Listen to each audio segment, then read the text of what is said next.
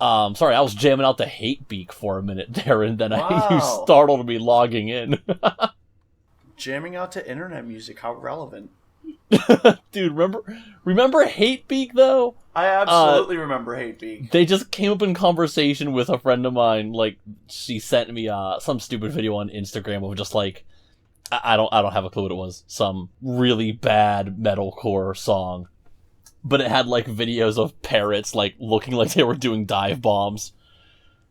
And it made me think of Hate Beak. So then here I was, and then you logged in. What was the dog band?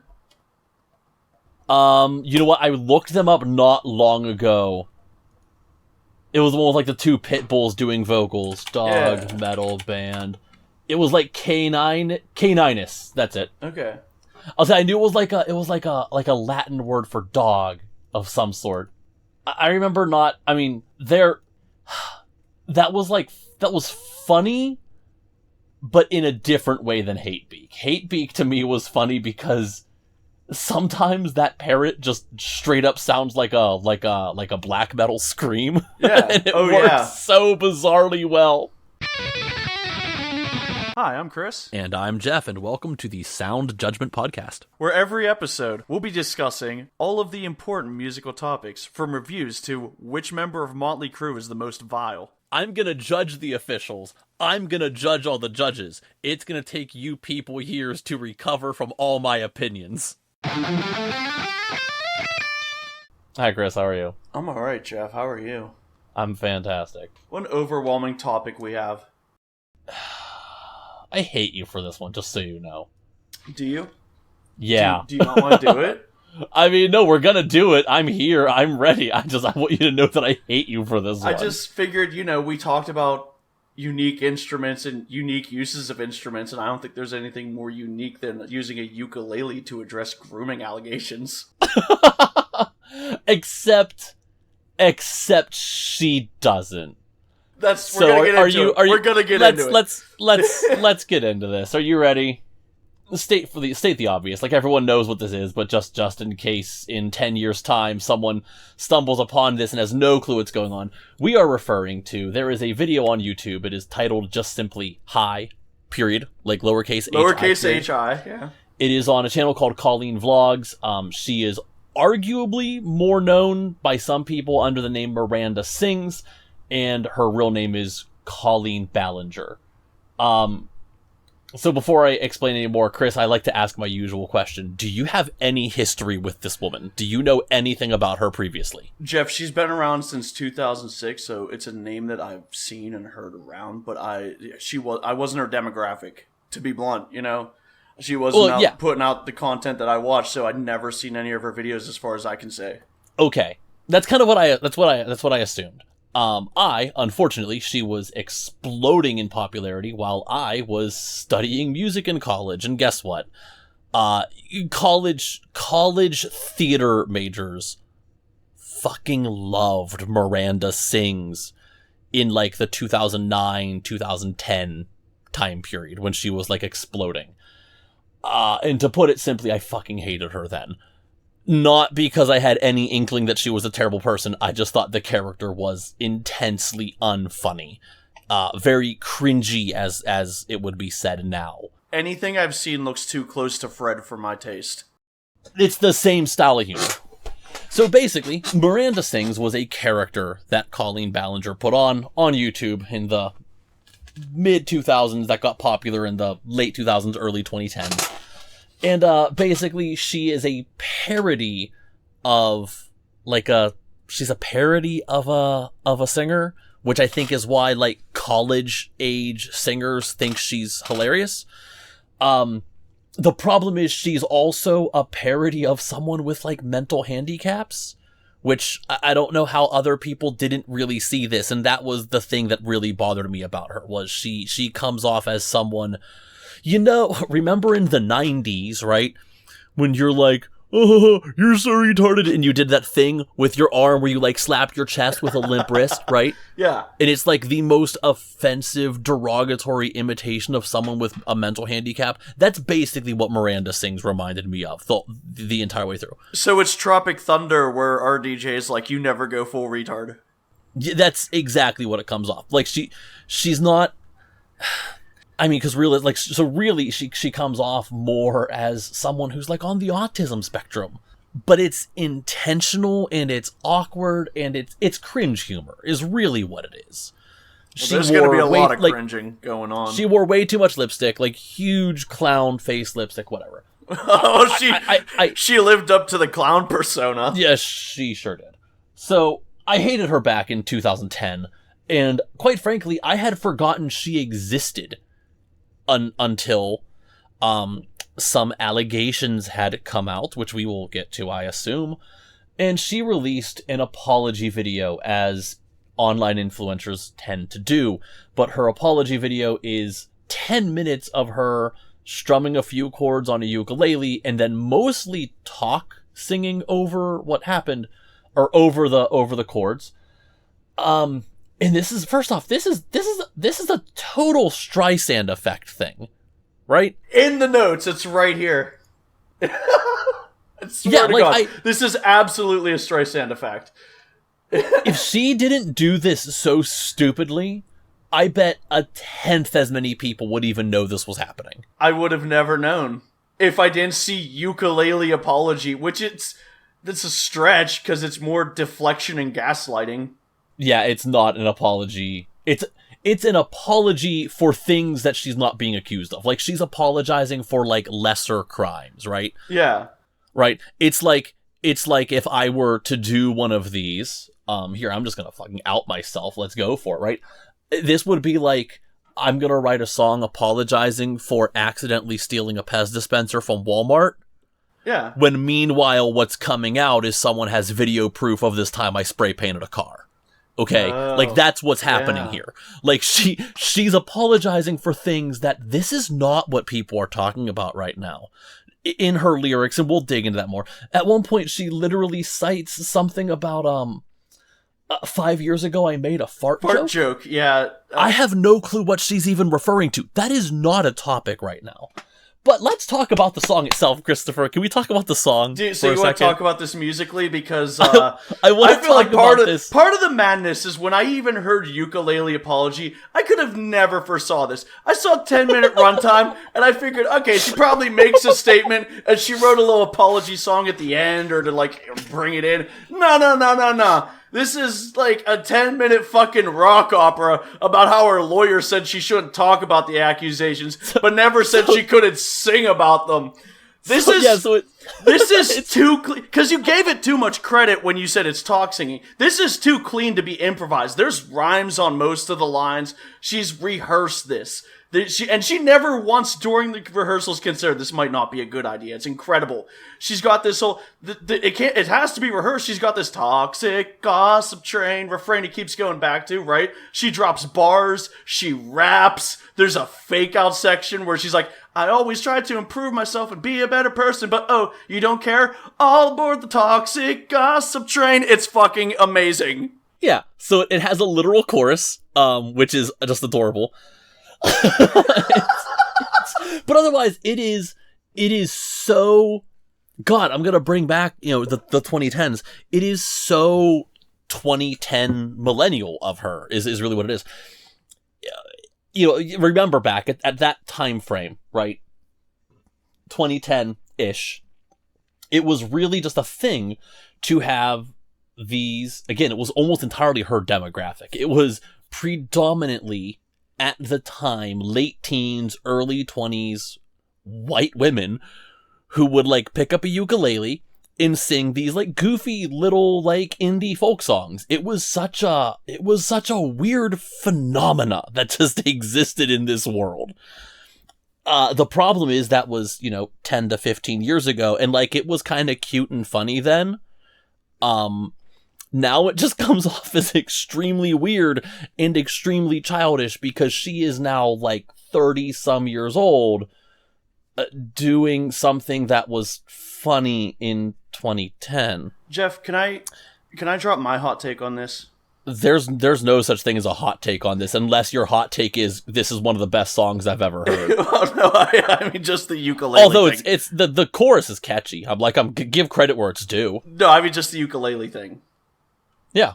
There's a wrestling YouTuber, Jeff. His name is Marky D, and okay. We know he's okay because wrestling fans can't even groom themselves. But Jeez, he has this bit where anytime someone does a move called a Samoan drop, he always says, "I always feel like the Samoan drop should only be used by Samoans and fat people." And I feel the same way about the ukulele. White people have been ruining the ukulele since Tiny Tim died. I'm not gonna say that that's true in all cases. I do have a soft spot for some of that silly indie folk from that era. The difference is, like, it was cute when it was, like, Zooey Deschanel singing a song on, like, a webcam. It's weird when you're gaslighting your audience for 10 minutes. You know what I mean? It's cute when you're singing Walking in a Winter Wonderland, right? With, like, your dog on your lap. It's weird when you are not even acknowledging the 13-year-old boy on your lap. The audio and video evidence of a 9-year-old boy reaching into your pants because you made him do so on stage. Yeah. Like you said, it's framed like a classic YouTube apology, which is very interesting. You got part A, the allegations, part B, I refute the allegations, but she turns into the fucking wall of apology videos with this ukulele. But, like, do you want to talk about what she's being accused of first, or talk about what she admits to and then do a big reveal? I mean, again, unless someone is finding this in, like, 10 years, I think everyone knows what the story is. There's some pretty serious ones stemming from mostly how she treats her fans. She apparently had a group chat called Colleen's Weenies, which isn't a weird name at all. But, like, okay, not that's parasocial at all. But yeah, the name is weird. But, like, I'm not gonna fault. I don't want to say this. God, I don't want this to sound like I'm defending her. But a lot of this was just, like, kind of her stupid brand of humor. But here's my problem. One of her quotes is, PG-13, it says so on my website, and it's always been that way. Which, like, she's not wrong. Her humor style has always been PG-13. However, you do not pick your audience. Okay? And she knows that her audience is frequently younger than that. First off, like, she is aware that she has members of her audience who are well under 13. But that doesn't change the fact that also some of what she does and has said in these group chat messages and whatever is not appropriate for a 13-year-old. There is that story, and there's a screenshot of, so you have a group chat. You have a group chat of teenagers who are being teenagers, and you have a 15-year-old boy who says something along the lines of, "My ass looks good right now." And she, at 30 years old, said something like, send pics. If you are a moderator of a group chat of any sort, the appropriate response to this is either to A, ignore the situation, which is not ideal, but at least you're not guilty of anything specific after that, or B, the correct answer would be to send a message to that user and say, "Hey, probably not appropriate considering the age of some other members of this group." Right. Exactly.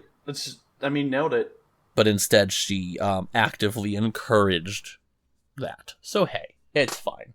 But yeah, you don't get to pick your audience, and she's pretending that just because she says her humor is for, older teens and young adults. Like, that's not how that works. Sorry, I'll have to tell you. Oversharing is a human mistake, and if that was the extent of it, that'd be one thing. But I'm ready to stress eat your wiener, so show me your ball cocker is maybe a little bit beyond oversharing in the group chat. Which, if I recall the story correctly, she was basically asking her group chat, again, a fan base that even she admits is supposedly as young as 13. She denies younger. Which is insane, because she's attended her own live shows. Yes, that's kind of my point. Like, she knows that she knows that there's people in her fan base who are younger than 13. But she pretends that they're at least 13, which still doesn't excuse the language in that. Like, and she's referring to her I don't know if it was her husband or her fiance at the time. I think it was during a divorce. I think it was her husband. But, like, she said something about she overshared in her DMs during a breakup or divorce. I don't anymore, and I'm being canceled, and all I ever did was tell a fart joke. I mean... Okay, again, like, I could... If this ended with she overshared to her fan base, I could get over that. Yeah.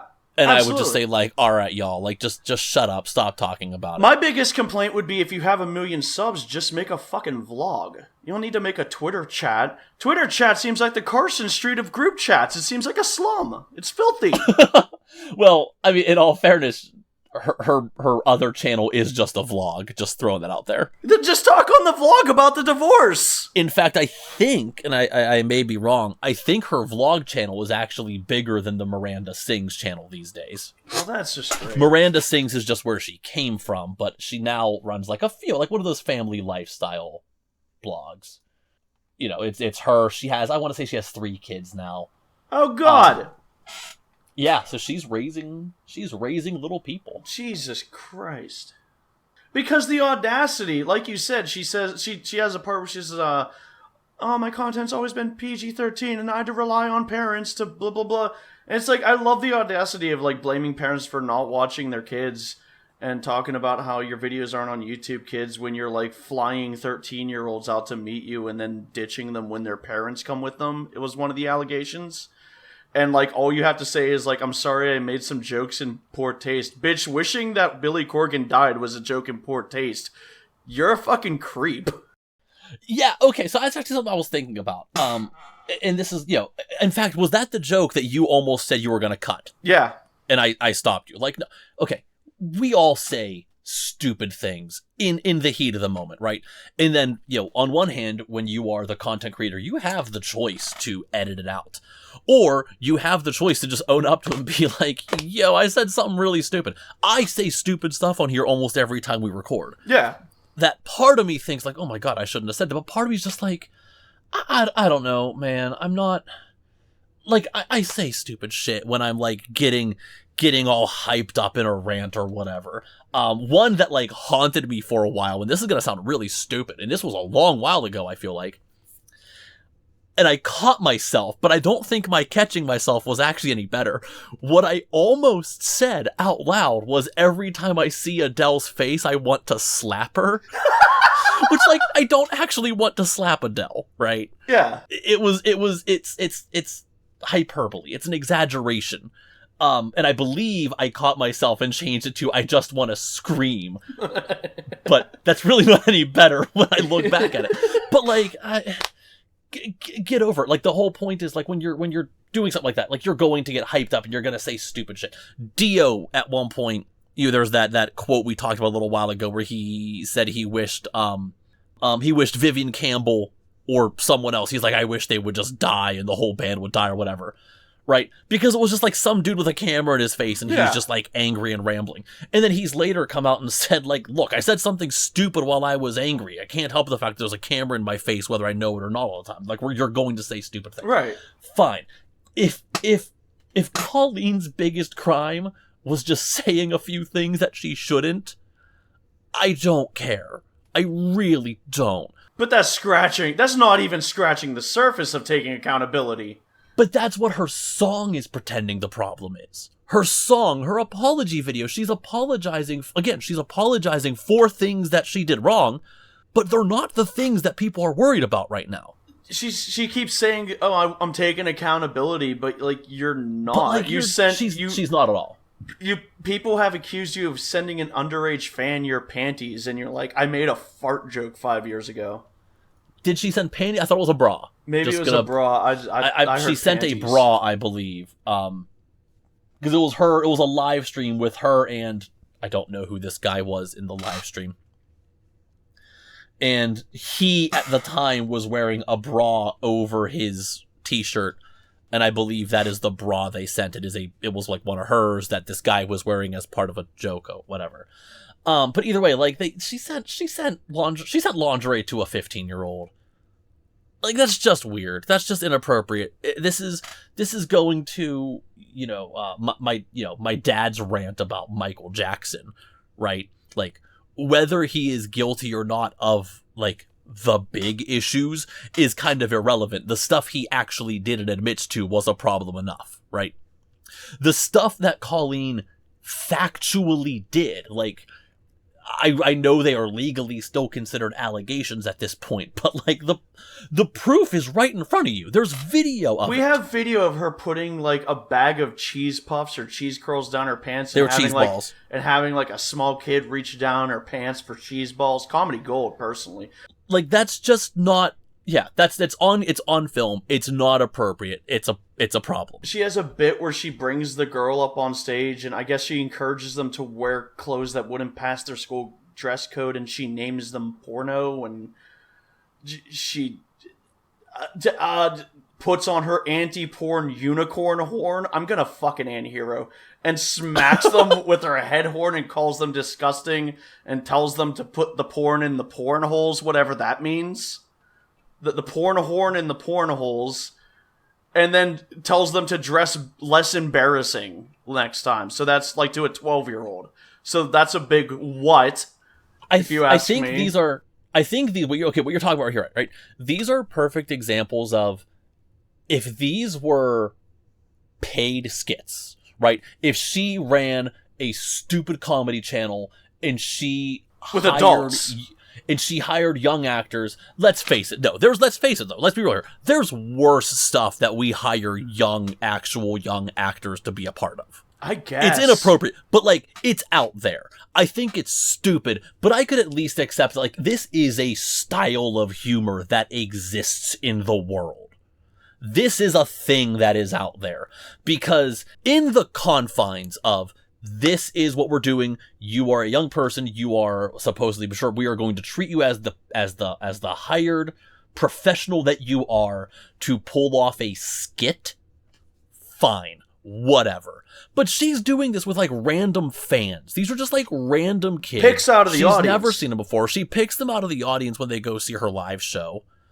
I think that is a huge difference between, it goes from just like, this is really cringy, gross, stupid humor, why are you doing this? To, this is like morally disgusting. You are a disgusting person for doing this. I don't know, man. I think if she had a skit comedy show, they might flag the one where she has, like, a kid play herself as a child and she plays her incestuous pedophile uncle. What? I don't really know how to respond to that, because I don't find it funny or appropriate, but, like, you cannot sit here and honestly tell me that you've never watched, like, a horror movie that has children involved. I guess. Like, there are child actors who are involved in movies and skits that they wouldn't be allowed to watch. Like, that's just a thing. Yeah. I think it's creepy. I think it's weird. But if she were, like, a producer of a skit show, if this were on, like, some offshoot of Mad TV or something, it's just shitty, cringy humor. It's offensive, but it's not bordering anything illegal.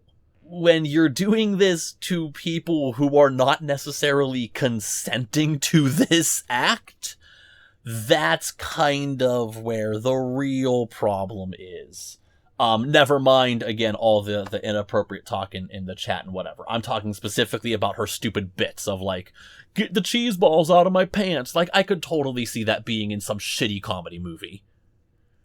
Where some poor kid's first role is 3 minutes in some movie that he's not allowed to see because the movie ends up being rated R anyway, right? Like, that shit happens. It's out there. Yeah, you're right. Watch any comedy movie with a child actor. It exists. Which I feel like, I'm not trying to defend any of this. I can see how someone this stupid, I can see how someone this genuinely dumb, at least that's the nice way, that's the benefit I'm giving here. I'm assuming she's genuinely an idiot. Because that's better than being an intentional manipulative creep. I'm assuming she's an idiot and is just thinking like, oh, I've seen stuff like this on movies, so therefore it's fine for me to do. I am choosing to believe she is just really that fucking stupid, and that this is not, like, intentional gross manipulation of children. I am choosing to believe that unless I am proven wrong. Because in the end, a lot of these things are still just allegations. For legal reasons, they are still allegations. Fair. Yeah. Some of these things... Everything gets a big allegedly. It's all alleged still, although again, I kind of hate that word sometimes. Like when there's video proof of something, I really want to understand how this isn't allegedly. Now, again, the allegedness could be the intent or motivation, I suppose, but you can't say she allegedly had a child reach into her pants. That is factually a thing, right? Like that happened. That's on video. Or wait, no, he didn't do it, did he? I think she tried. Well, I think that I want to correct myself. She tried. I think he was resistant, but I think he did. I could be wrong. I could pull the video back up and double check, but I think he eventually did. I also, isn't it a bit she's done more than once? That I actually do not know. I would make that guess, like I would assume so, but I don't know that for a fact because I've only ever seen like still images and short clips of one event. I assume that's part of her live show, but I really don't know if that was like a nightly, I don't know if that was a nightly ordeal or not. Wow. So this really is wild. I don't really know how to feel about this whole thing because, so first off, again, Streisand effect. I wouldn't have known this was happening if she didn't talk about it in the worst apology video ever. Which, first off, stop doing apology videos, right? Like if you are an influencer of some sort, if something comes up, if there's a controversy around you, and it is potentially legal, just shut the hell up. Shut the hell up and handle it legally. Like, talk to your lawyers and do it legally. No apology videos. No crying on your webcam, okay? Unless your legal team says, here's the statement you need to release, right? I mean, I got no problem with weirdos outing themselves if they want to. I have no problem with that. This is just for like general advice of just like, I can't believe people keep doing this. Like, it happens all the time. It's the same cycle. I've been on the internet for a while. I've seen a lot of videos titled lowercase high period, and this is one of the more batshit ones that I've seen, you know? Oh, this is the worst apology video I've ever seen. Well, what about what about the interpretive dance? Do you remember the interpretive dance? No, I'm not aware of the interpretive dance. Maybe we'll talk about that sometime. But yeah, she just picks up the uke right out of the gate and just goes right into... But, like, it is, like you said, it's the fucking standard classics. Like, haven't seen you in a while. I've been going through some sad times. You know, like, and then, like, a bad comedy goes right into, my lawyers told me not to talk about it, but didn't say I couldn't sing about it. There's so much we can learn from this, Jeff. We can learn about the dangers from being an iPad parent. Learn the dangers about the rich history of grooming in the internet.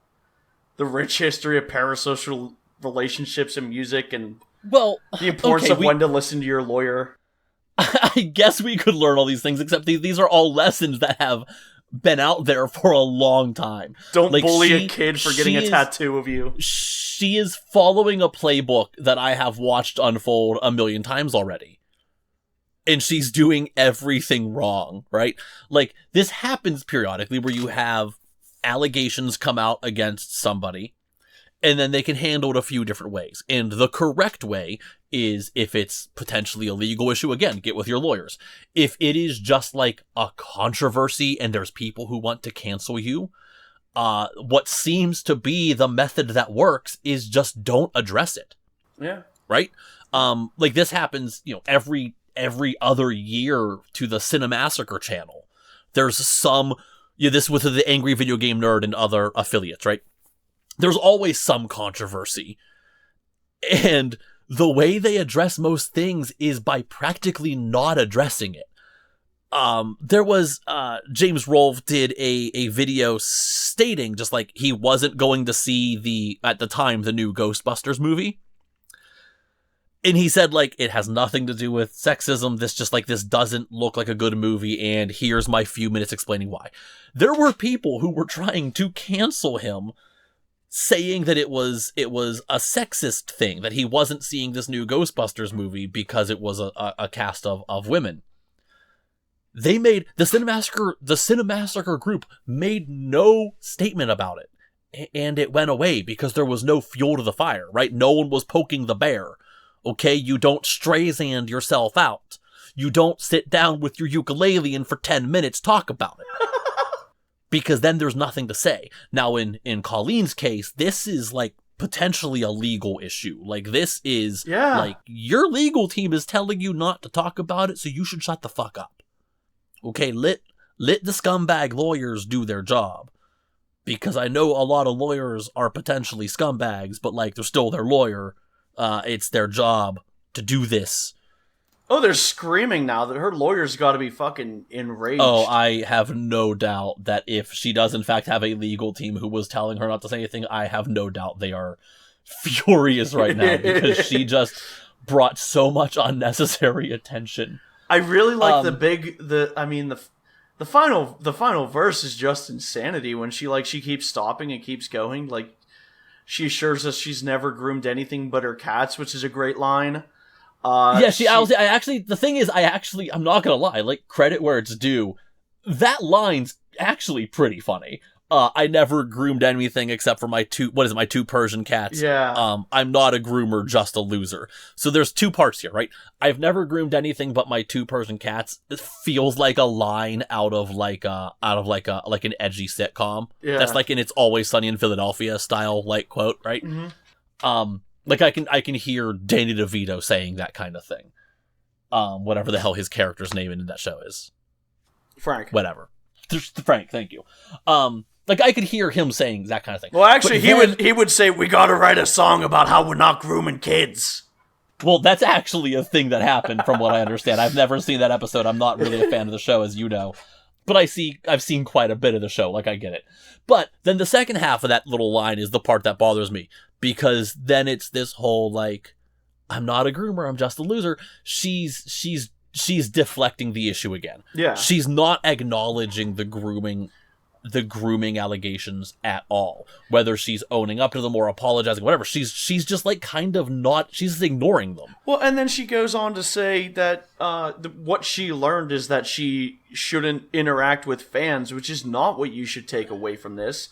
I mean, it's not like no YouTuber has ever had a healthy fan interaction. Okay, well, maybe they haven't. That was supposed to be a joke. Maybe it's true.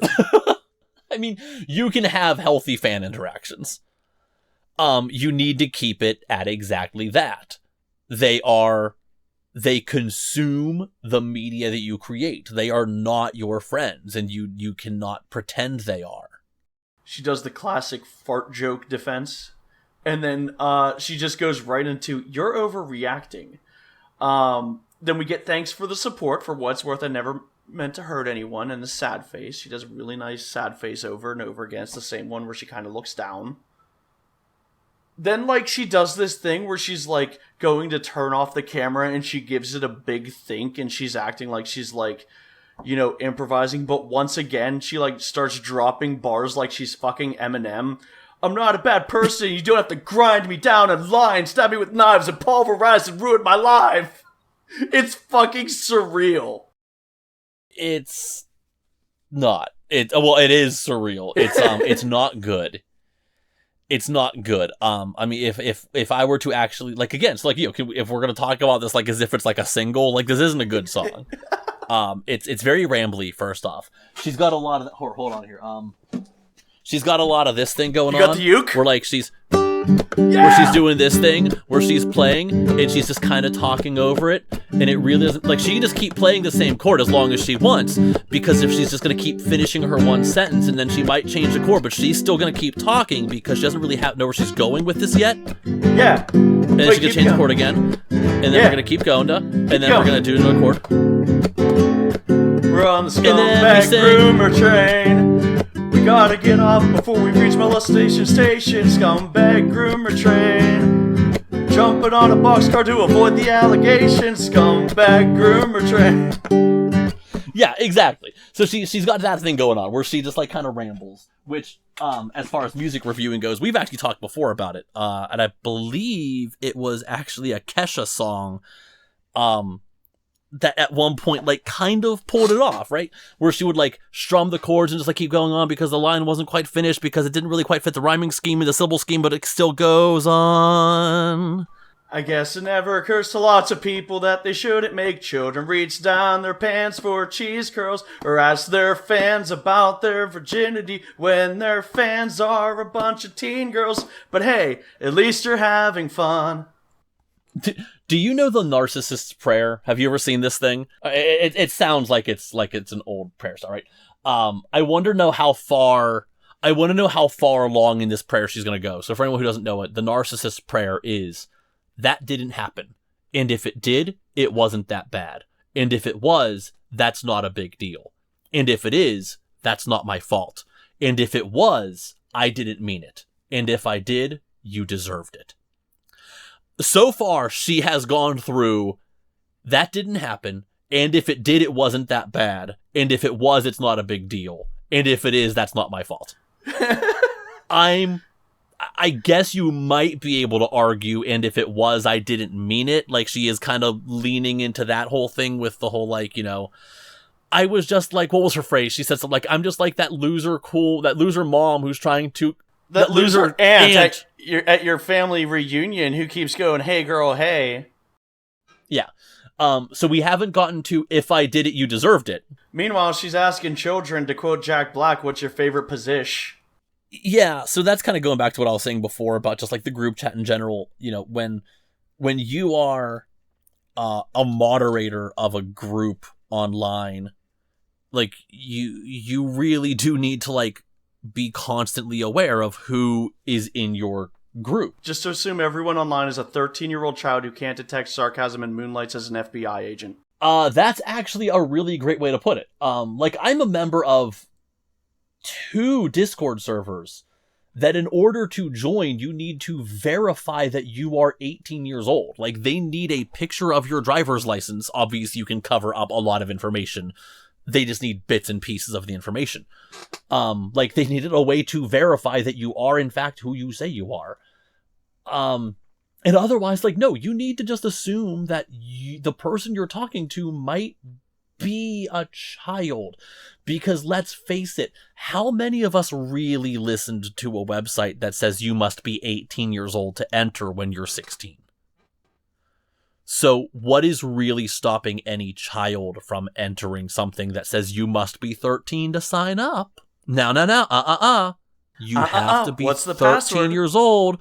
Yeah, you didn't say the magic word. And the magic word is just like clicking, yes, I'm 13 years old, and you hit OK. Put in a fake birthday and hit enter.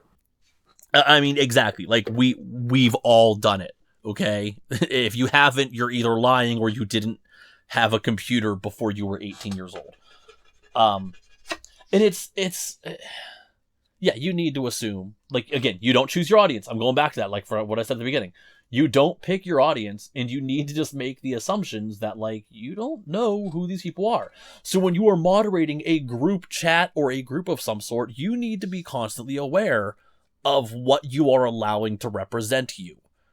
If you have people making inappropriate comments, you either need to shut it down or you need to at least disengage. Like, this is not a thing I should be a part of. Like, this is teenagers being teenagers. They're going to be teenagers. If you are an adult, you then need to leave that alone. So, Chris, I'm torn. And doing it through Twitter just makes you a weirdo to begin with. Well, I don't know. I have a lot of feelings about Twitter. Just make a paid Discord or something. Or even not a paid Discord if you're worried about your 13-year-old weirdo fans asking for getting their ass pics off your 13-year-old fans. You know, whatever. 15. I'm almost positive he was 15 when that happened. Because I'm a little torn here, though. Here's the thing. So again, even if all of the worst of all of this is true, right? Yeah. I don't like knowing that people suck as people. Like, in the event that all of these allegations are true and Colleen Ballinger is, some like awful manipulative creep, I am hoping that is not the case. I am hoping that a lot of this stuff can be written off, again, down to just like naivety and stupidity. Yeah, well, she won't survive the crash, but at least you're having fun. Yeah, sure. The pity bullshit isn't helping at all. No. I mean, she's not helping her own case. I don't know what to do. In the event that happens, though, I have torn emotions here that I want to know if you can relate to this kind of thing. Do you know that feeling where you don't like something, and then it comes out that you have, like, maybe a reason to be, like, a little vindicated, like, I told you so, even though it's completely irrelevant? Yeah, you're like, that's not the reason I wanted to dislike you. Like, I already hated Miranda Sings. Yeah. 13 but you years hated her, ago. You hated her as a performer. You didn't know what she was like as a person. Yes. And you wanted your hatred to be based on the product she's providing, not based on her being a human pile of garbage. Yes. Yeah. And I never know how to feel about this, because this is not the first time this has happened to me. Partly because some people would say I'm judgmental, which, you know, the name of the podcast says a lot. You put the mental in judgmental. I like to think of myself as just picky, but hey. Like, I've had this happen, so, like, you know, probably the biggest example was J.K. Rowling. Yeah. I already was just annoyed by, like, the endless amount of, like, gaps and loopholes in the Harry Potter series, right? And then she comes out and she writes a book under the name Robert Galbraith. And I was studying psych at the time. And I'm just like, is no one else questioning the fact that she chose the pen name of a guy who would, like, use electrotherapy to claim he could convert the gay out of people? Like, is no one else bothered by the fact that this is the name J.K. Rowling went with? This seems like quite a big coincidence, guys. Seems like a red flag. Right? And here I was thinking, like, I already didn't like, just like how awful her books were getting.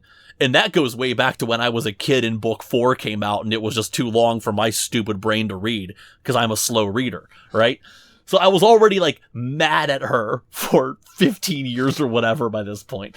And then it comes out that she has this pen name that I'm just like, you mean the dude who would, like, literally try to electrocute the gay out of people? Like, are we just gonna be okay with... All right, I guess we're okay with this. And then, you know, she outs herself as who she really is, and she has some questionable attitudes towards questionable topics. Opinions.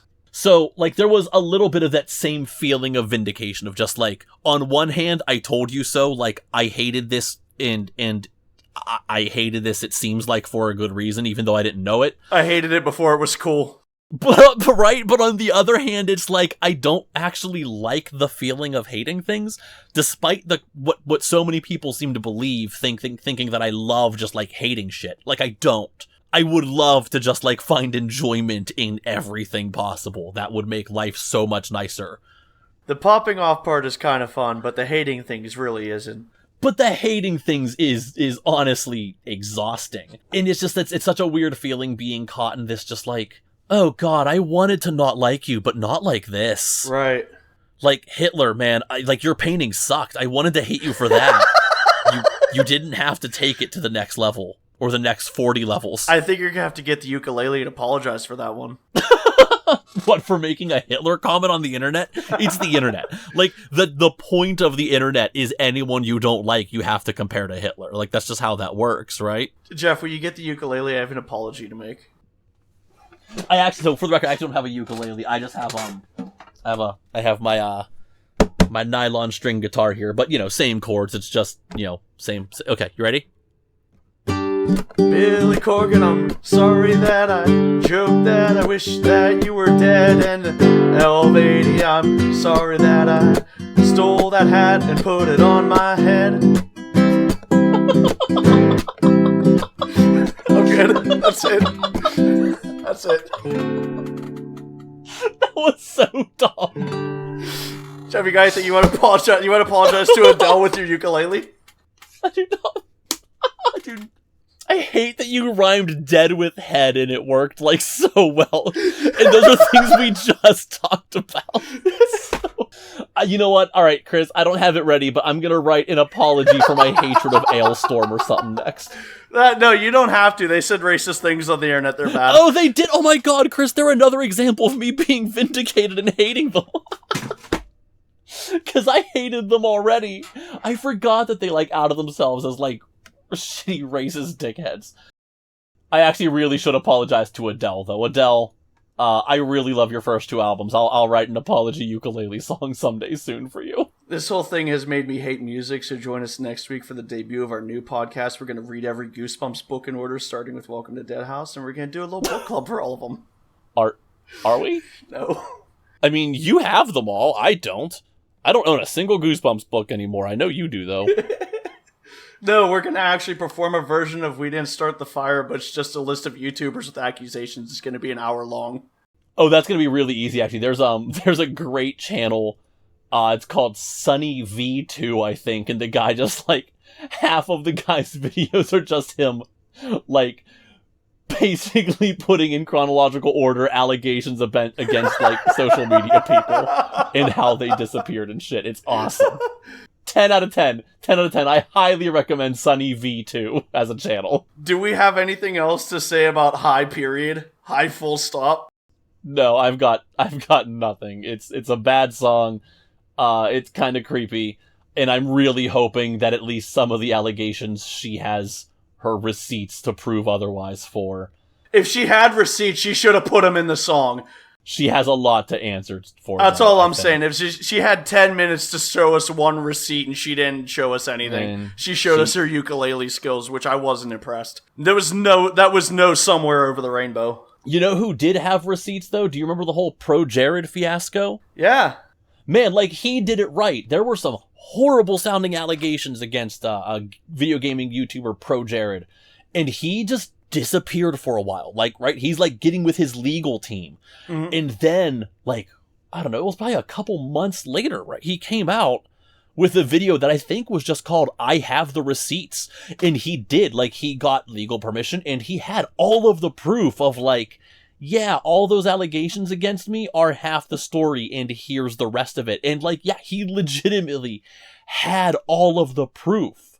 Because it was stuff like, you know, again, inappropriate text with minors. He had the proof that they signed a thing saying they were 18. You know, there was a chat group of some sort that was like, no, you need to be 18 to be a part of this. You cannot pretend this. There is no, my channel's PG-13. This was very seriously, this is for adults. And just like, man, what a comeback that was. Like, I did not see that one coming. That's not what Colleen did. Colleen did the absolute wrong thing. But no,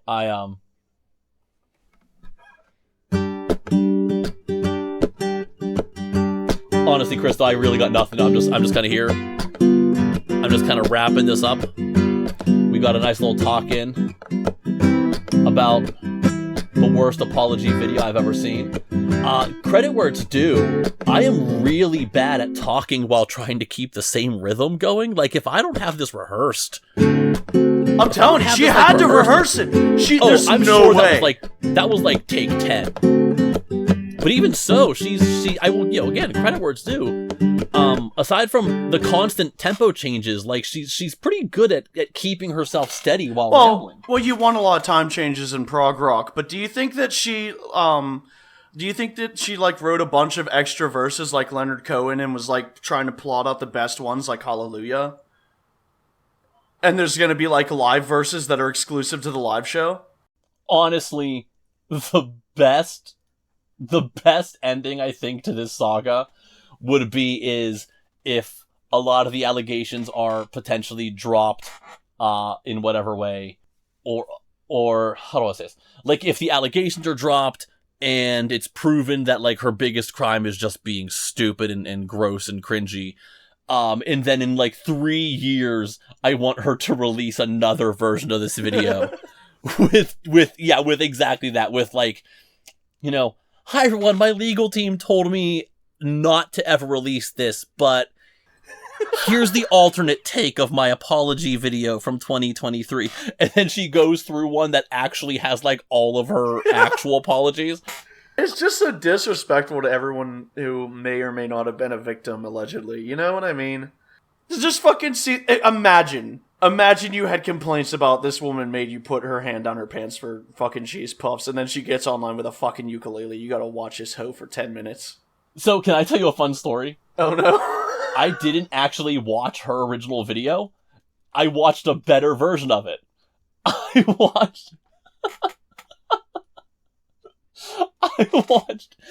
Do you know what Clone Hero is by any chance? So, Clone Hero is a open source free version of Guitar Hero. Oh my god, okay. So like you get like your USB Guitar Hero controller, and then people can make their own maps for songs. Yeah, no. So someone did a map, I saw it. My watching of this was actually a guy, it's I always forget how to pronounce this word. It's ACAI. Is that Acai? Is that how you say that? I guess. So that's the guy's username. He's a Clone Hero player. He's phenomenal. And he FC'd the chart, which means he got a full combo. Like, he didn't miss a single note. He got all perfects and whatever. So that was actually how I watched it. I refused to watch her original video. I watched a dude play a Guitar Hero chart of it. Oh, you saw the whole thing, and that's what matters. Oh, I saw the whole thing, and the whole time you just see, like, his face just, like, mouth open in awe. Like, I cannot believe this is a thing that happened. Oh, so good. Well, that was wild, Jeff. Do you want to talk about some good music now? I don't know, do I? You want to talk about the Fall Out Boy cover of We Didn't Start the Fire? Did you hear it? No. They did one that's supposed to cover from 1989 to now, but it rhymes George Floyd with Metroid, which is a game from 1986, and it also doesn't mention COVID, lockdowns, masks, or January 6th. Can I take 3 minutes and listen to this? Absolutely. You'd think at the very least they could have done a more recent game. Like, they could have done, like, George Floyd is dead, Metroid Dread. I'm gonna skip the musical interludes. That's fine. You know what that song sounds like. It's garbage even when Billy Joel does it, and he has the best version. You know what? I cannot listen to this. I hate this man's voice. I'm already done. I'm checked out. You could just pause it and look at the lyrics. I'm gonna skip through the lyrics here. Harry Potter Twilight, Michael Jackson dies. I'm sorry, what?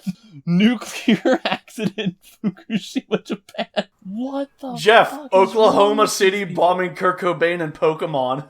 Oh my god, they really did this, didn't they? They really thought this was okay. Like, they thought the world needed another version of this already god-awful song. Jeff, it's like I said, like, nothing could be worse than Sleep Token and everyone's out to prove me wrong. What am I reading? Explosion Lebanon, Unabomber, Bobbit John. Bombing Boston Marathon, Balloon Boy, War on Terror, QAnon. Oh my god. But look, they mentioned our favorite band, ISIS. Why are they so bad? This is so dumb.